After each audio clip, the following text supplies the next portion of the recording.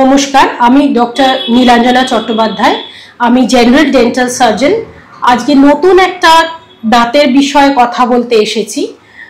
আমরা যখন রোগী দেখি, আমরা অনেক ক্ষেত্রেই দেখি যে পেশেন্টদের মুখে ছোট ছোট দাঁতের টুকরো পড়ে আছে বা গোড়া পড়ে আছে।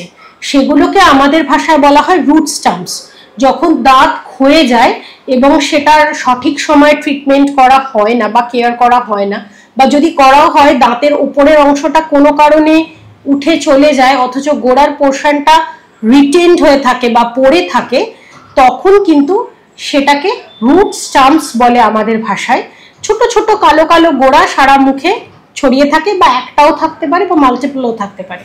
তো সমস্যা হচ্ছে এটাই যে কখনো কখনো ওটা কোনো সিমটম দেয় না, বাট কখনো কখনো ওটা কিন্তু ইনফেকশন করতে পারে, এবং সেটা হঠাৎ করেই করতে পারে। ওই যে গোড়াটি পড়ে আছে সেটা কিন্তু অ্যাকচুয়ালি আমাদের কোনো কাজে লাগে না।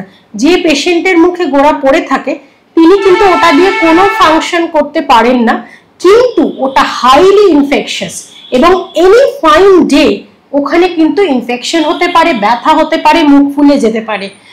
ওটা আমাদের অ্যাডভাইস থাকে যে যতগুলো গোড়া পড়ে আছে সময় থাকতে একজন প্রপার ডেন্টাল সার্জনকে দেখিয়ে সেগুলো রিমুভ করিয়ে দিন।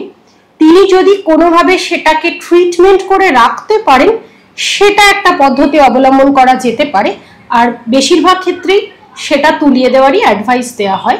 তো আমি বলবো যে একটু সচেতন হন।